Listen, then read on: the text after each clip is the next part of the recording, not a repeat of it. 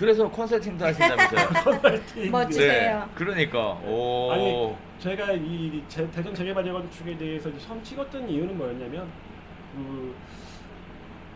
좀 피해 보신 분이 처음에 안타까워서 많았어. 했던 것 같아요. 맞아요. 왜 그러냐면 대전 같은 경우는 대전비 촉진구역 내 신축 빌라들이 좀 많은 편인데 맞아요. 이제 그런 부분들을 아직 결론은 안 났지만은 구청이라든가 인가권자가 구청이다 보니까 네. 구청이라든가 대전시 입장에서는 안 된다라고 얘기를 하니까 이제 그런들의 사정을 들으면서 내가 이런 정보를 줬을 때 저렇게 피해보는 사람이 없겠구나라는 오. 생각으로 처음에 시작을 했던 거거든요. 물론 뭐 제 이름을 알리면 더 좋고 그리고 제가 이렇게 한 명이라도 좀 피해를 안 보면 선한 영향력. 그 정도는 아니고 멋지셔요. 네. 그래서 이제 제가 유튜브도 하고 재개발 재건축 이제 블로그도 하고 하는데 뭐 물어보셨죠 근데? 응? 뭐 물어보셨죠? 질문을 까먹었어. 컨설팅도 한다고. 컨설팅도 네. 한다고? 네. 네. 그런 분들 위해서 하는 컨설팅 저도 하고 있으니까요. 네. 좀 어려운 거 있으실 때 오시면 제가 아는 한도 내에서 도와드리겠습니다. 오. 멋지세요. 야. 우리 공인중개사 분들이 이렇게 좋은 일도 참 많이 하는데. 맞아요. 이게 너무 이렇게 일방적으로 매도하시는 것 같다는 느낌도 사실 좀 들기는 해요. 그렇죠. 교수님 네. 더 많이 보시니까. 그러면 리치 드리머 네. 유튜브 채널에는 주로 그런 식의 내용들이 많이 담겨져 있나요? 저는 이제 구역에 대해서 우선 설명드리고 대전 조례가 바뀌거나 뭐 이런 것들에 대해 설명드리고 대전 분양 정보, 부동산 정보 이런 거 저희가 드리는데요. 대부분 대전 이제 분양하는 곳들이 재건축 단지, 재개발 단지가 분양하는 곳들이 많았거든요. 네. 이러다 보니까 분양 정보를 시작했는데 한번 시작하다 보니까 다른 분양 정보를 원하는 분들이 많다 보니까 또 계속 올리게 되는 거예요. 재개발 재건축 구역이 아닌데도 올리고 그리고 그걸 보고 사람들이 입지에 대해서 잘 모르는 분들이 많더라고요. 그치. 부동산에 관심이 없다 보니까 네. 뭐 학교 가깝고 네. 뭐 시장 가깝고 네. 이런 것만 판단을 하시는 거죠. 그치. 전체적인 입지에 대해서 이제 제가 분양 정보를 올려드리는 이유는 지금 당첨돼 갖고 포기하면 7년이에요. 그렇죠. 얼마 전까지 10년이었어요. 맞아요. 10년 동안 청약을 못 하셨잖아요. 그렇죠. 보시고 정확하게 보시고 판단하고 꼭 필요하시면 청약하라고 올려드리고 있습니다. 대전도 가격이 사실 그동안 굉장히 오랜 기간 움직이지 않다가 맞아요. 재작년, 작년 굉장히 뜨거웠었잖아요. 19년부터 엄청 들어왔죠. 그죠? 네. 어느 정도였어요? 예를 들어 갖고 교수님 제가 내어부 교육을 2020년 4월부터 들었습니다. 그 당시에 세종하고 대전 대표님들이 굉장히 많았는데 네. 수업하다가 전화를 갖고 나가시는 대표님들이 얼마나 많았냐면 진짜 시간당 두세 분은 있었던 것 같아요.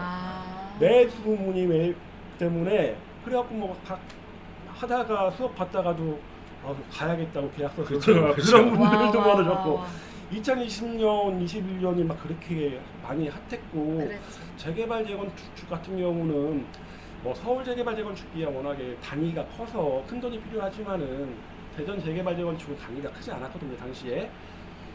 빌라 같은 경우 뭐 6천, 7천. 그럼 뭐 실투로 하면 뭐 2천, 3천이면 살 수 있었으니까 그 돈으로 당시에 뭐 대전 주제도 아니었고 2020년 상반기에는 오셔갖고 사모님 네 분 오셔갖고요 2개씩 사가고도 하셨어요. 그럼 8개 사갔다. 쇼핑이네 완전. 정말 그런 시장이 있었는데 이게 대전 지역 분들보다 아무래도 서울, 부산, 대구 분들이 그런 쪽에서는 빨랐던 것 같고 이 서울 사람들이 문제가. 네, 그런 분들의 투자가 이루어지면서 대전 분들이 뒤늦게 아는 거죠. 가격 상승을 안 거죠. 그 당시에 빌라를 팔았던 분도 대전에 살던 분들이고 거주했던 분들이고 이렇게 하면서 이제 알아가는 거예요. 대전 재개발이 되면 오르는구나. 이러면서 이제 초기 매매 가격이 비싸지기 시작하는 거죠. 저쪽에 지금 저번에 2천에 팔았다는데 지금 2억이래. 그럼 2억이 팔 때까지 기다리는 거죠.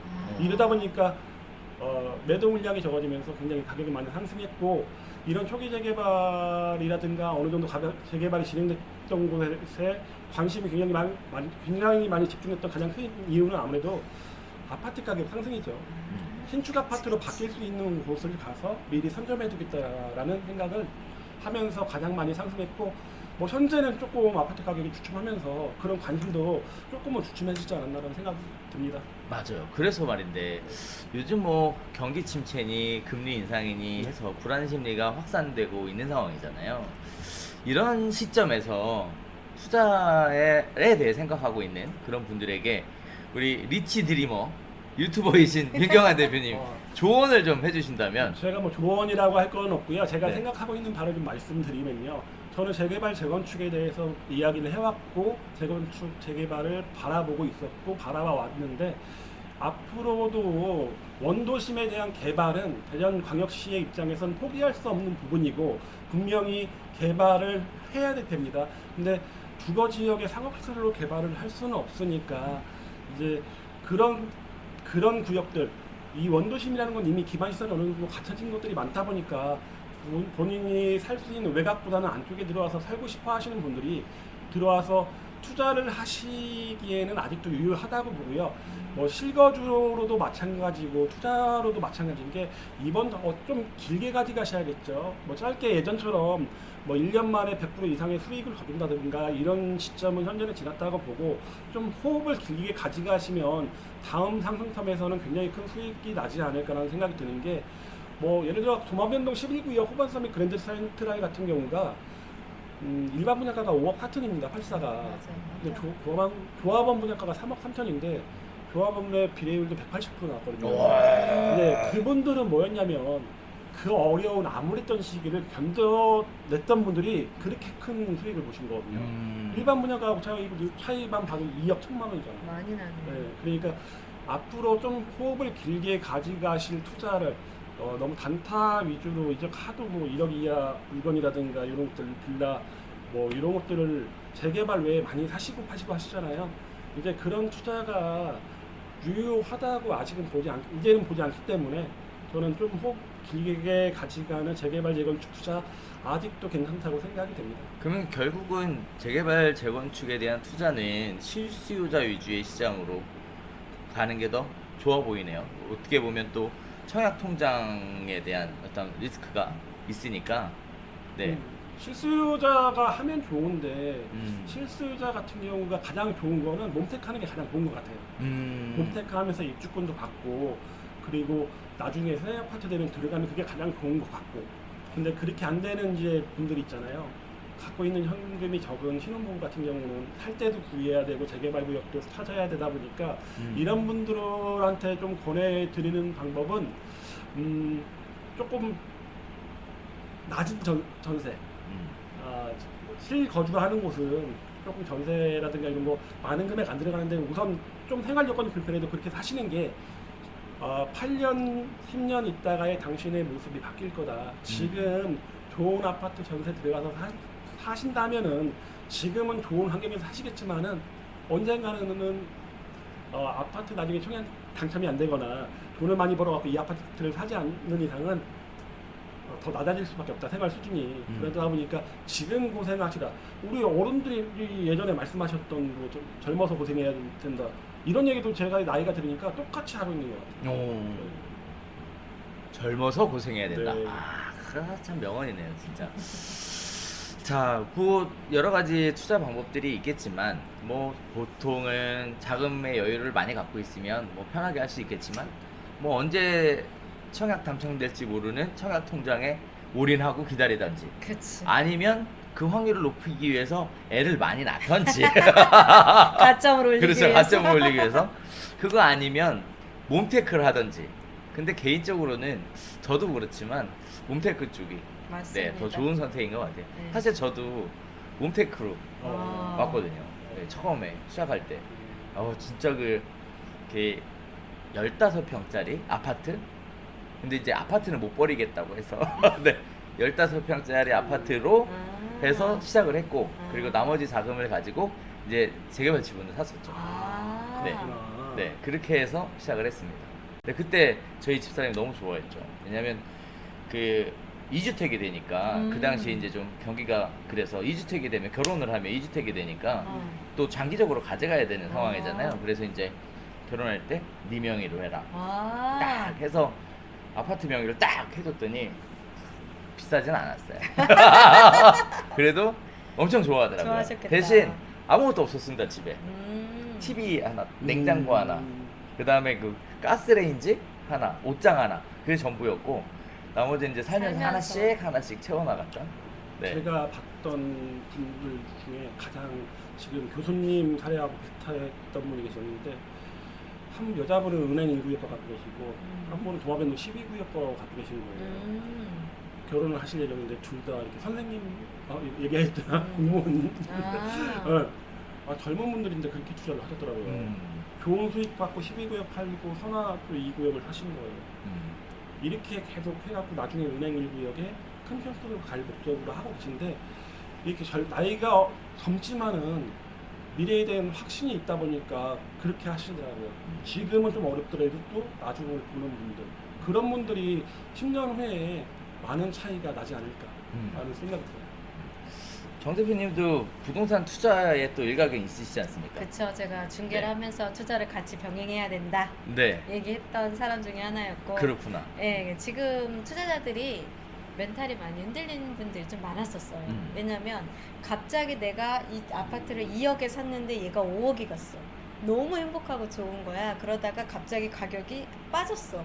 그러니까 멘탈이 딱 붕괴가 된 분들이 대표님 어떻게 해요? 그리고 전화가 오시는 분들이 계속 계신데 저도 장기 투자했던 것 같아요. 기본적으로 제가 일을 하고 나서 수익이 조금 생기면 이 몇천을 가지고서 뭐를 살까 고민을 하고 조금 공부를 하다가 말씀하신 대로 빌라를 사거나 이렇게 사서 월세도 받고 수익도 창출하고 그렇게 몇 년을 이제 끌고 오다가 어느 순간 내서 조금 더 큰 거로 이렇게 갈아타고 이렇게 하면서 장기 투자를 했던 것 같고 제가 부동산을 지금 거의 한 20년째 하는데 저랑 같이 공부했던 동기분들이 있으시잖아요. 이분들이 지금 저와 같이 있는데 이분들이 다 자산가들이 되셨어. 근데 이분들의 자산가들의 특징을 제가 분석을 해보고 본 결과 사실은 일을 하느라 정신이 없어서 가지고 있던 물건을 팔지를 못했어.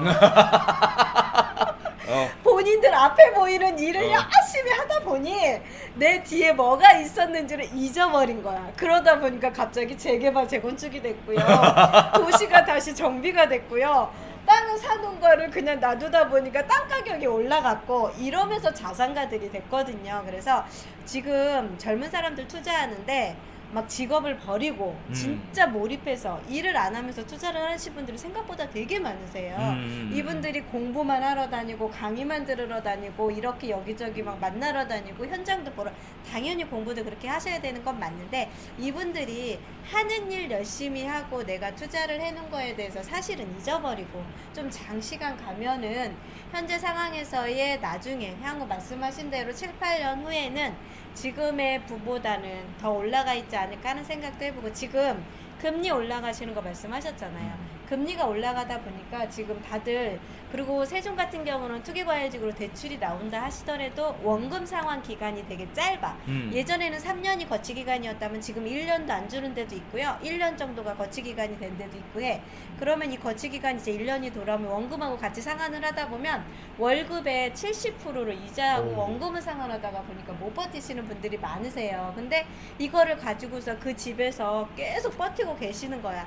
그렇게 안 하시고 이자를 100만 원을 냈으면 내가 100만 원짜리 월세로 내려가는 거예요. 이 집을 전세를 놓고 대출을 상환을 하고 내가 100만 원짜리 월세 지역에 세종은 다 신축이잖아. 어느 지역에 살아도 상관이 없거든요. 이렇게 해서 내려가서 여기에 돈을 자금을 조금 확보해 놓고서는 버티는 시간을 좀 가져야 되지 않을까 이렇게 생각을 해야 되는 거고 대부분의 분들이 세금을 양도세를 중과를 한다 세금을 많이 내야 된다 막 이런 것 때문에 매일 진짜 에너지 소비를 많이 하세요. 매일 공부하면서 세금을 어떻게 빨리 조금 내면 될까 막 그것만 공부를 하시는데 사실적으로 그냥 내가 2주택 끌고 간다고 해서 특별하게 뭐 힘들지 않거든요. 기본적인 생활의 수익이 발생이 된다고 하면 버티면 되는데 그러고서 나중에 적정 시기 돼서 그냥 일반 세금 내고 차익에 대한 세금을 내는 거니까 내면서 조금 이렇게 좀 편하게 가시는 분들도 계시고 조금 연령대가 있으신 분들은 자녀한테 증여하시는 분들도 계시고 그렇게 요즘은 컨설팅을 잡아가고 받으셔야지 된다고 보지 이거를 내가 언제 올라서 언제 팔지만 계속 이렇게 하고 계신다 하시면 거기에서 정신이 패패돼서 못 사실 것 같아요.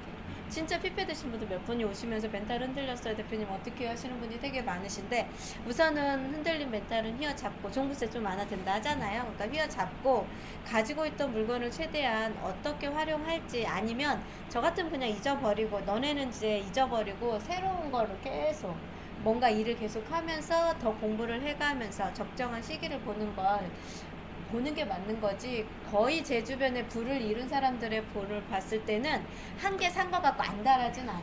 잊어버리고 있다가 적정한 시기가 되면은 뭐가 올라가거나 뭔가 좋은 소식 있으면 연락이 와요. 자산가가 옆에 계셔. 많이 그래서 계세요. 제 주변에 없는 계신 분들이 분들. 옆에 계시면은 맨날 연락 와요. 언제 또 올라가지?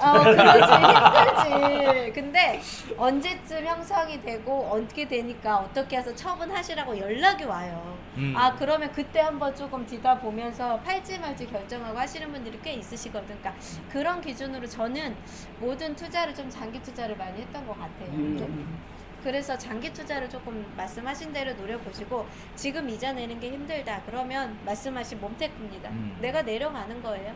내려가서 가지고 있다가 지금 똘똘하신 분들은 어떻게 하고 계시냐면 전세를 놓고 자금을 확보를 하고 계십니다. 경매 나오면 살 거예요.